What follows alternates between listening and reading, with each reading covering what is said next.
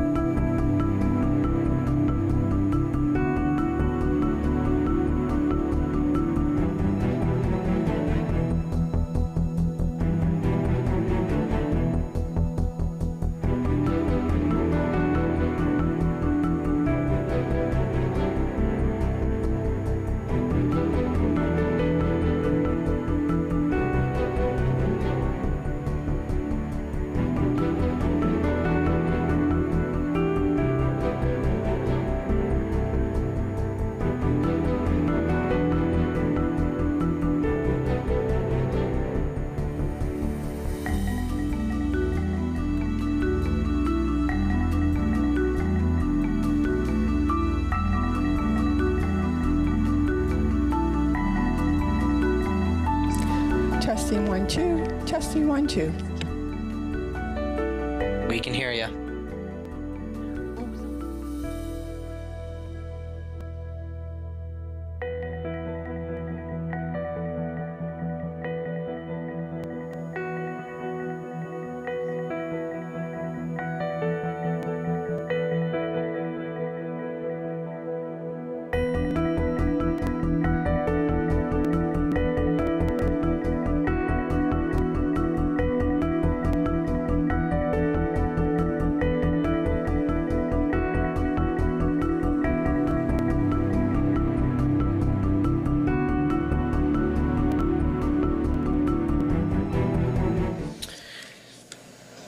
All right, for the benefit of the public joining us, Ottawa City Council just met in camera pursuant to Procedure Bylaw 2022-410, subsections 13.1b, personal matters about an identifiable individual, including staff, 13.1d, labor relations or employee negotiations, in order to receive a briefing from the city manager with respect to the city's organizational alignment. During the closed session, no votes were taken other than procedural motions and/or directions to staff. I'll now ask City Manager Wendy Stephenson to deliver her public presentation on these organizational changes. Thank you very much, Mayor. Just wait for the presentation to be pulled up. I just want to start today's presentation by providing you all with some context. The organization is experiencing significant change due to a number of factors, including ongoing retirements and leadership turnovers, continuous legislative changes from both the federal and the provincial governments, new and emerging technologies and ways of working, ongoing economic and social challenges, and evolving community and workforce needs.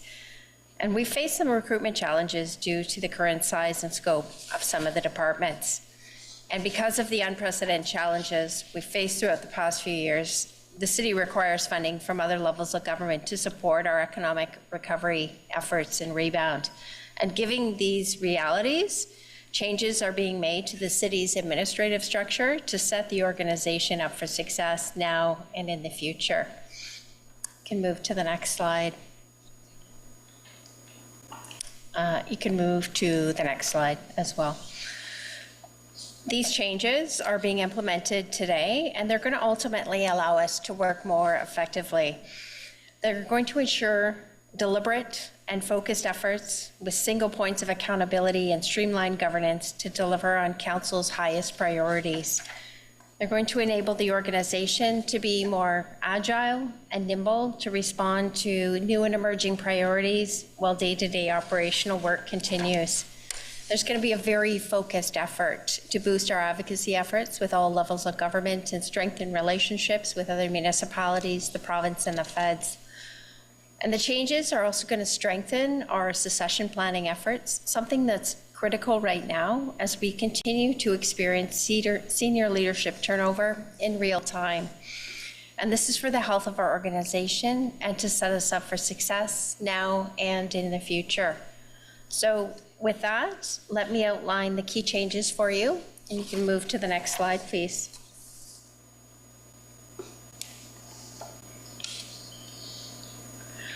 I'm very excited to share that effective today, a new Strategic Initiatives Department will be created to deliver on Council's highest priorities and allow us to respond to those changes that are happening around us while operational work continues. This new and innovative way of working that I think is a big win for our city. Through this new department, Council's going to see a focus to drive on the city's economic growth, prosperity, diversification, and resilience. A focus to facilitate investments in new housing. A focus to respond to climate change issues and drive positive environmental results for this city. 3 service areas with clear lines of accountability will be directed to driving this critical work and help achieve Council objectives that have been provided to the organization. And more specifically, economic development services will drive the city's economic growth, prosperity, diversification, and resilience through economic development programs and projects that are going to help position Ottawa as a destination of choice to live, work, play, invest, and learn. This team will also work to foster relationships with local, provincial, and federal partners to strengthen the local economy and advocate for the city's interest. Housing Solutions and Investment Services will be responsible for facilitating investments in new and affordable and supportive housing, developing strategies to increase housing options for moderate and low-income households, providing innovative real estate solutions, as well as managing the city's real estate portfolio, identifying and preparing public lands for new affordable housing, and seeking sustainable funding. And Climate Change and Resiliency Services will become an organization's center of expertise to respond to climate change issues and drive positive environmental results for the city by focusing efforts to advance key strategies, including our Climate Change Master Plan, Energy Evolution Strategy, Climate Resiliency Strategy, and the Urban Forest Management Plan and associated priorities, programs, projects, and policies. You can move to the next slide, please.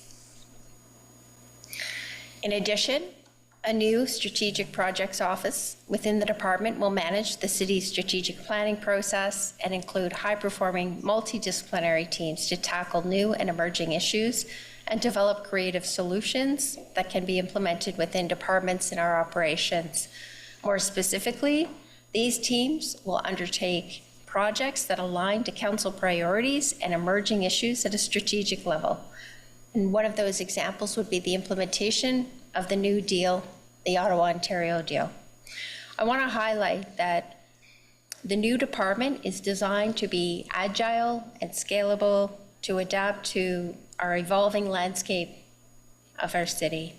It's a new and exciting way to work that promotes collaboration and continuous improvement to help us move forward as an organization.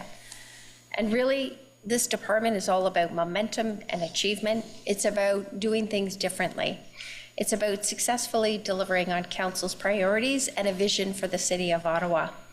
And I'm very pleased to announce that Ryan Perot will serve as interim general manager of the new Strategic Initiatives Department.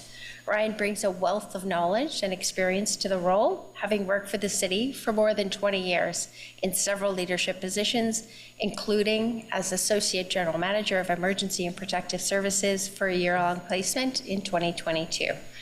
An executive recruitment process for the new general manager position will be launched through Keynote Search in the week of April 22nd, 2024. Next slide, please.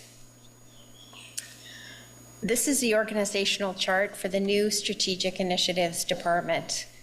You'll see Economic Development Services. It's going to be led by Sheila Doherty, who's going to oversee economic development policy and partnerships, the Community Economic Development Area, the Nightlife Commissioner, and the Byward Market Strategic Project.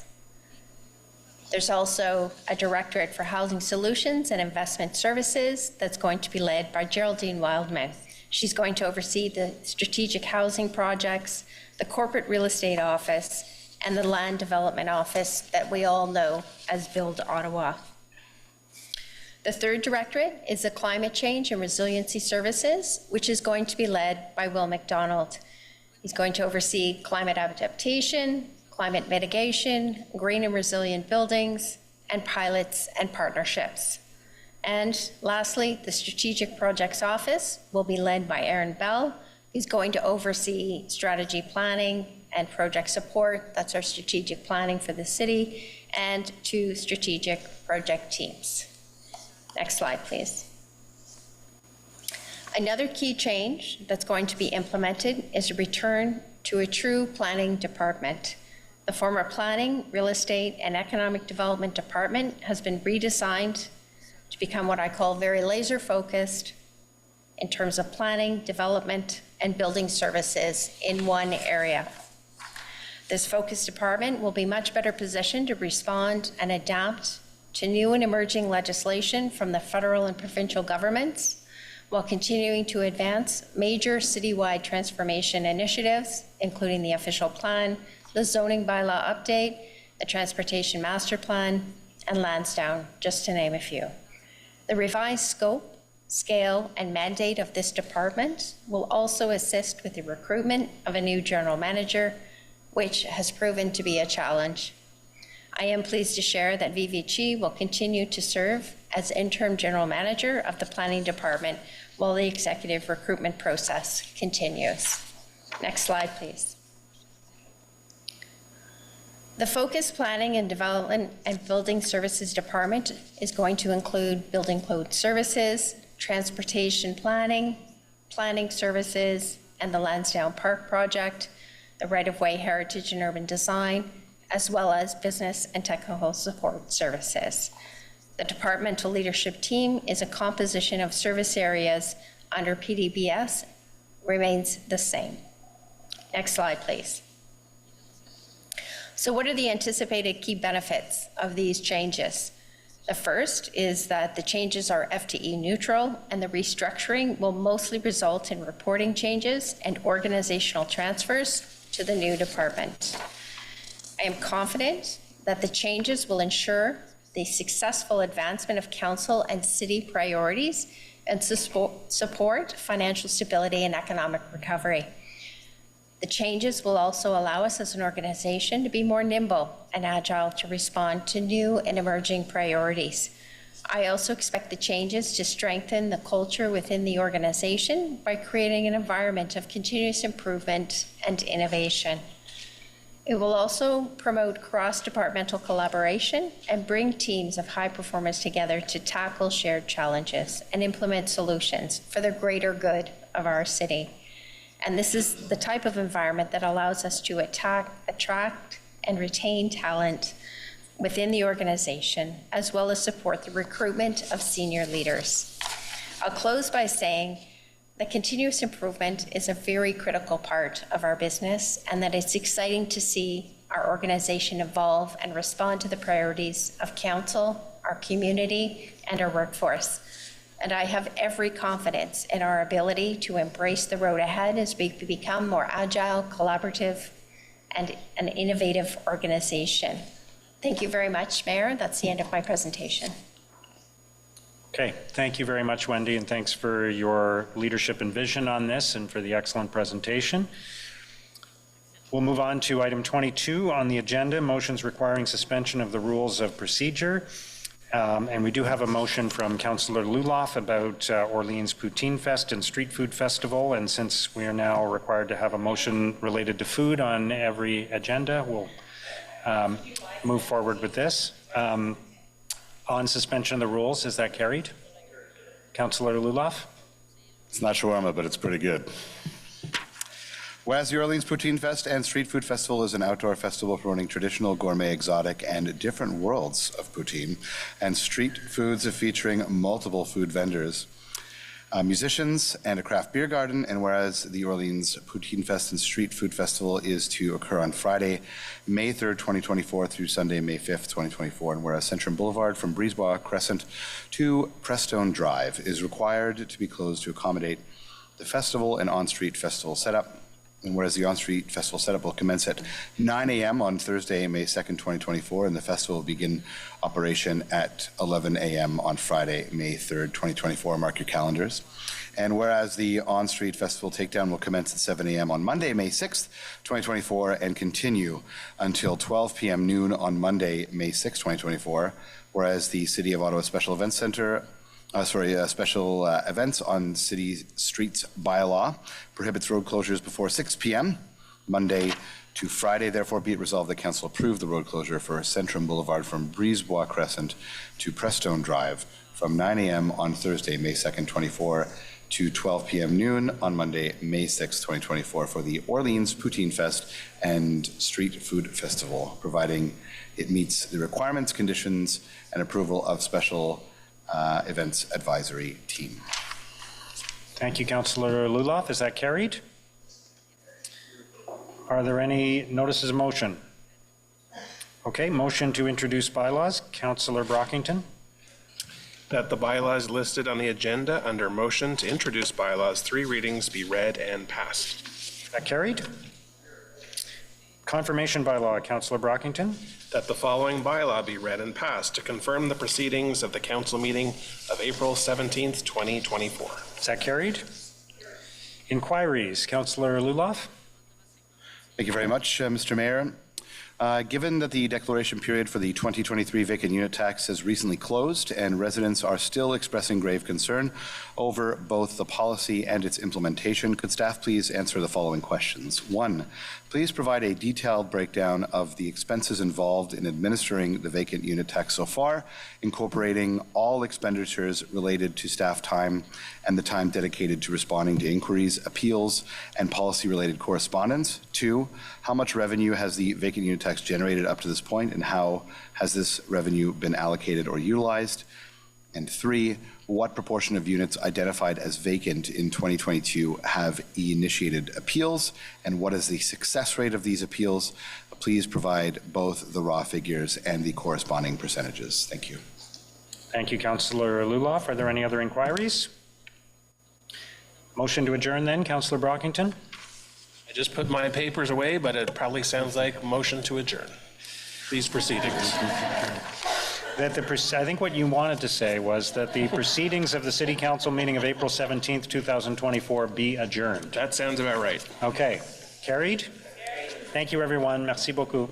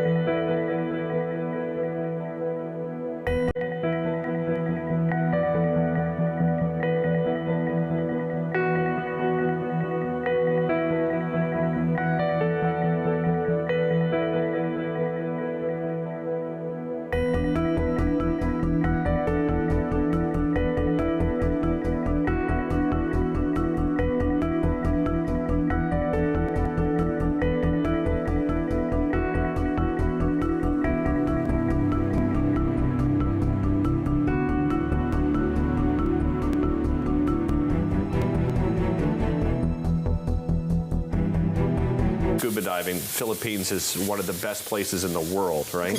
The Philippines sits right on the Coral Triangle, which is the most diverse in terms of marine life. So in like a small area, you can have about 600 different species. So if you want to see the best marine life, corals and fishes,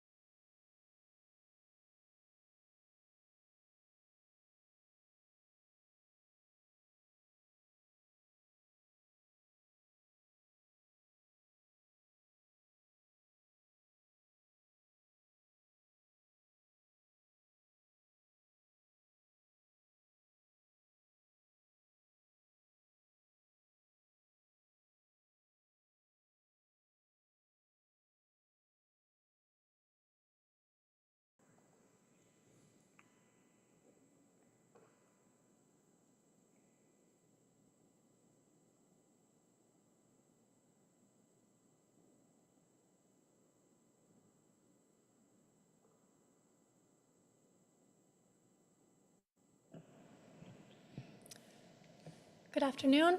Bonjour à tous. My name is Kendra Titley and I will be your moderator. Je m'appelle Kendra Titley et je serai l'animatrice de ce point de presse. I will now invite each agency in alphabetical order to ask their questions. You may ask one question with a follow-up. Par ordre alphabétique, j'invite maintenant chaque organisme à poser une question et une question de suivi. We'll now start with, nous allons commencer par Elise Skura at CBC Ottawa. Thanks very much. My first question is for the mayor, and pardon me for reading it off my screen. The federal government is proposing leasing out DND and Canada Post land to build more homes, including here in Ottawa. What would that mean for the community's housing issues, and also what challenges will you imagine there will be? What challenges? I didn't hear the last part. Will there be with the conversion, or with simply giving up this land or having this land? What kind of the challenges do you see? I'm happy to hear from staff on this as well, but I guess my first reaction is that anytime we're talking about freeing up land to build more housing, we're excited to have that conversation. If the federal government wants to partner with us on that, we're very excited to talk about that. It's, often some of these ideas are thrown out and they're not as easy as they look. We've talked before about how office conversions are an appealing idea, but may not work in every single circumstance, because converting a commercial building, a building that was designed for commercial use, to a building that will be used for residential homes is not as easy as it looks sometimes. So we'd have to go site by site and understand what each of the properties is like, what buildings are there, do they have heritage designations and other restrictions, are there other challenges on the site, are they brownfields, and look at them one by one and see what we can do. But at a high level, we're happy to partner with the federal government on using federal land to build more homes. And just, is there anything that staff wanted to add on that? We might need to follow up with you, unless. That's fine. Yeah. No problem. And my second question, Mayor, is about brownfields, since I know it went very quickly today, but there were some pretty big changes from the last time that we discussed this, including now housing, but not necessarily affordable housing and all of this. How do the changes kind of address the concerns that you had raised during the election? I promised during the election to review the brownfields program, and at the very least, I wanted to see that the focus would be tightened around our priorities. I know, around the council table, there are very different opinions, very strong opinions about the brownfields program. So I'm pleased that we were able to find consensus on it, and working with Councillor Gower and with others to achieve that consensus. It was a long process and a tricky process, but we got there in the end, so I'm pleased with that outcome. If it were totally up to me, I'd probably go further than we did as a council, but I'm pleased that the outcome is that we have a program that is more tightly focused, and it's focused around one of our greatest priorities, which is housing, including affordable housing. So if we're able to move forward like that, I'm satisfied with the outcome. And sorry, just to ensure I understand, by going further, you mean limiting further?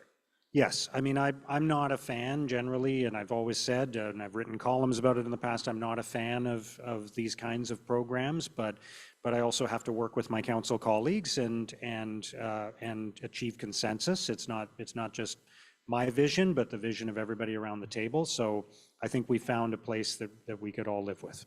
Thank you very much. Thank you. We'll now go to Arthur White-Crummey at CBC Radio.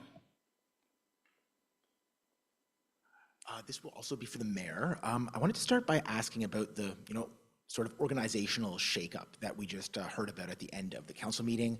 I know that you spent a lot of time talking about that in private. I was hoping that you could tell us what you're hoping this might achieve. What will this allow the city bureaucracy to deliver, in your view, that it isn't able to deliver right now?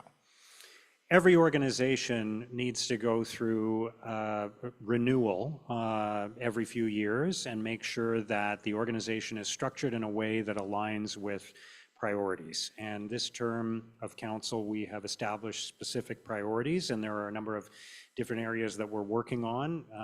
And I think Wendy did a great job of listening to input from the leadership team and from council and from me, and bringing forward a plan for the organization that achieves renewal, that will bring some new faces into some new roles, and that will prioritize the things that are important to members of council and people in the community.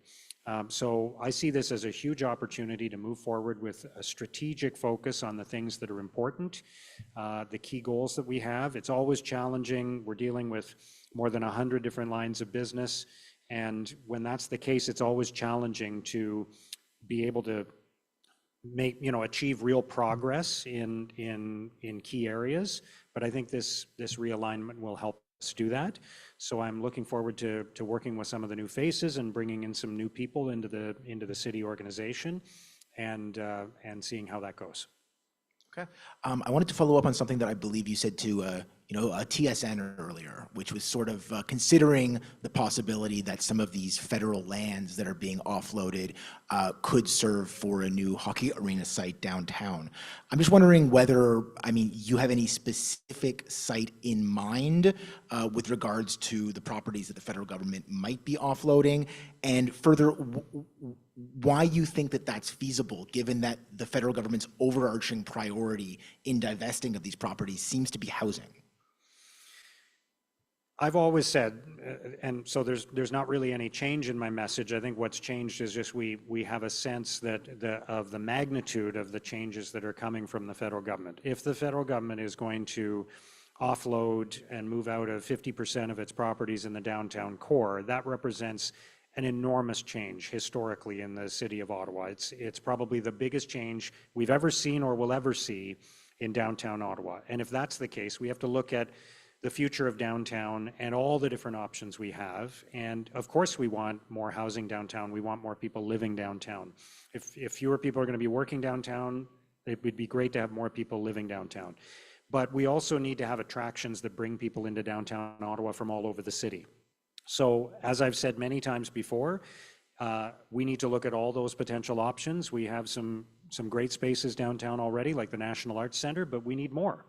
And so if there's an opportunity to take a piece of land that the federal government doesn't want anymore and have that be the site for an attraction, and an attraction can be a lot of different things, and maybe that's an arena, maybe it's not, but we need to look at that. We need a plan for the future of downtown Ottawa, and I'm ready to work with the federal government on a plan for the future of downtown Ottawa that includes housing and includes some attractions that will bring people to the core.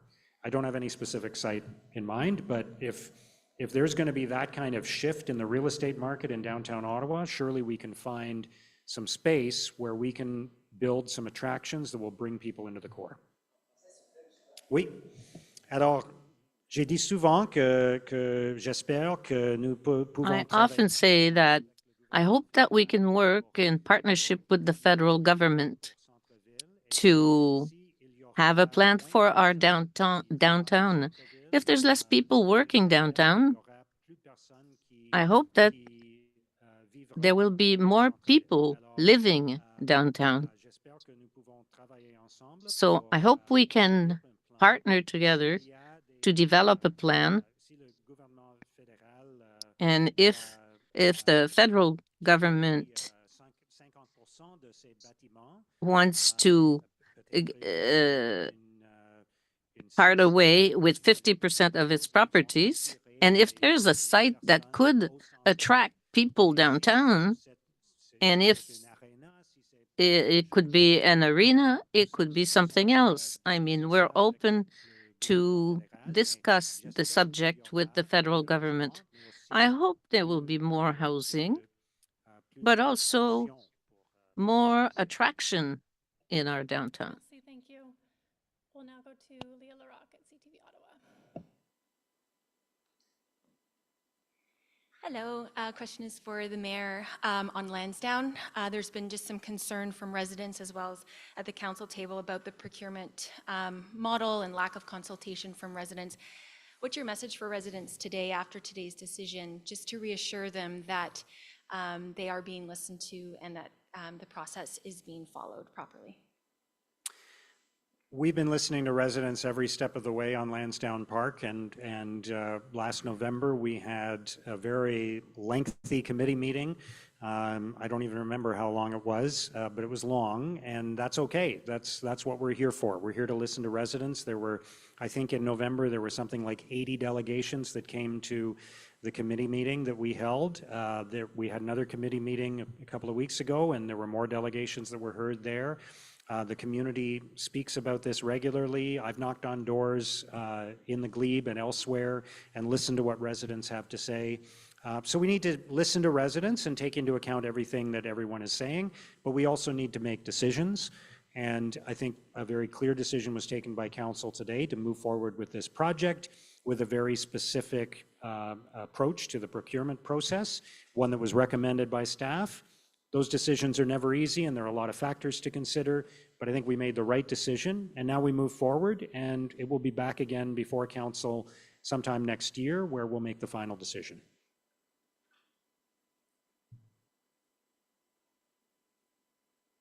That gave it away. It's still for you.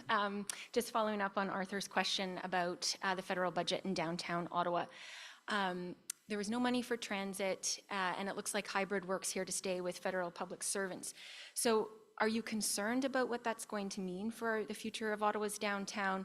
And could something like an arena there save it? I'm very concerned about the future of downtown Ottawa and the future of public transit. I'm concerned about both, and I think residents of the city are as well. We're seeing a historic change to downtown Ottawa. If the federal government is going to move out of 50% of its buildings in the downtown core, I don't think we've ever seen anything like that before or ever will again. And it's having a huge impact on our public transit system. We used to have a significant number of people coming downtown every day using public transit to go to work for the federal government. And because they are not coming to the office as often as they have in the past, and they're working sometimes from home, that's had an enormous impact on our public transit system, and it's forcing us to face some very difficult decisions going forward. So I'd love to work with the federal government on a plan for downtown Ottawa that will take into account this historic change in the real estate picture in downtown Ottawa, will take into account this unprecedented impact on our transit system, and will be a plan for the future that can give people hope for downtown Ottawa and for public transit, a plan that would include some attractions and public spaces in downtown Ottawa and more housing in downtown Ottawa. We can't approach this just one site at a time. I think we need to work with the federal government on a plan that comprises all of downtown and has a vision for how we're going to have a fully functioning downtown served by public transit that people are using and that's viable and sustainable, because this is a big change. Thank you. Next up, we have Blair Crawford at the Ottawa Citizen. Running out of topics here, but one of the things in the budget yesterday was the money for policing, $10 million, I think, something that the city and Chief Stubbs has been pushing for. And I know that's not exclusively your responsibility, with the Police Service Board is involved as well, but how would you like to see that money spent? For more officers or to cover overtime, or do you have thoughts on that?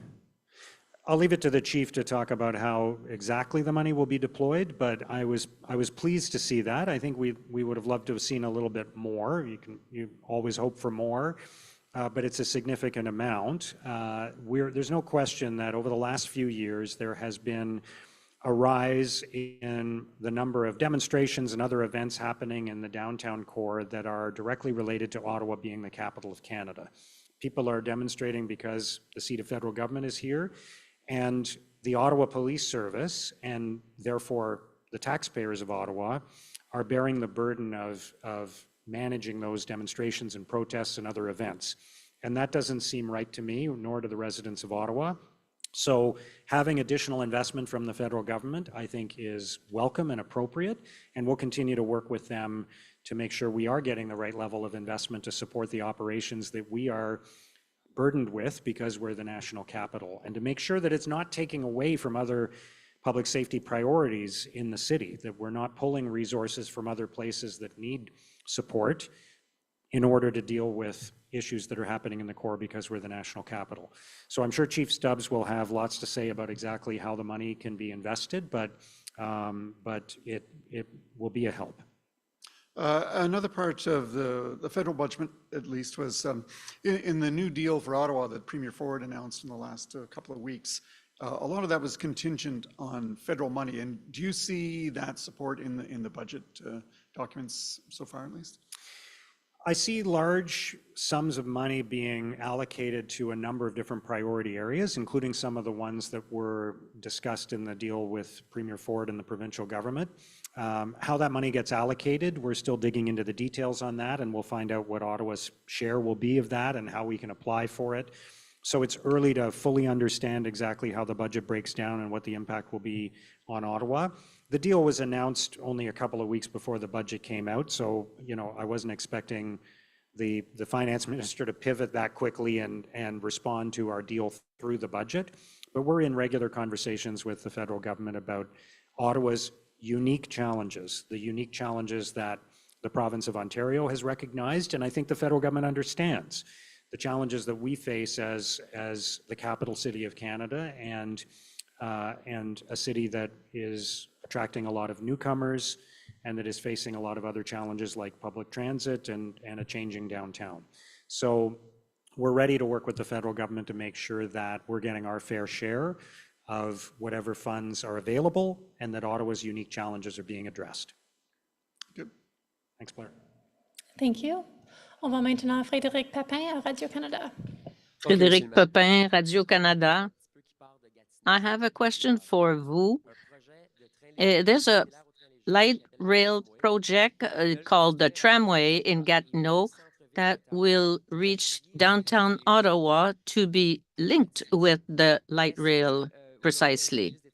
So the Minister of Transportation said that we need to have political links with Ottawa and with Quebec for this project. What we'd like to know is, do you agree with this project? Does it make sense to go over Du Portage Bridge to come to Ottawa? Are you part of these discussions? No, I'm not part of the conversation.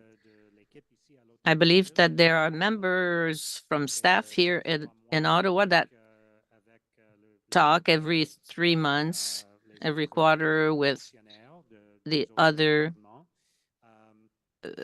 bureaucrats from other governments. I don't know if we're ready to make a decision on such a solution. We have our priorities for transit, like repairing the light rail and building the other lines. We have several priorities regarding transit. So we're willing to discuss the tramway with Gatineau and other orders of government, but it's not a priority for Ottawa right now. Now, back to Ottawa. I hear you talk about the announcement of the government of selling or giving 50% of their properties, and I can hear your concern. It will change the downtown of Ottawa. Is an arena project for the senators downtown. Would such a change work together with all the other changes? But if there are too many changes, the arena could never settle in downtown. How do you see things coming with what Ottawa just announced? Well, my goal is not just one arena downtown. My goal is to develop a plan for the downtown. There'll be several huge changes like never before. So if the federal government wants to drop 50% of their properties, we need a plan. If an arena is part of the plan, it's a good idea, I think. But if there are any other ideas, I'm quite open to discussions. So we just need a plan for downtown with attractions, with housing, with public security, with transit. I want to hear all the ideas, and we need to work with the federal government because the decision is up to them. They created that situation. Merci. This concludes today's media availability. Ceci conclut le point de presse d'aujourd'hui. Thank you.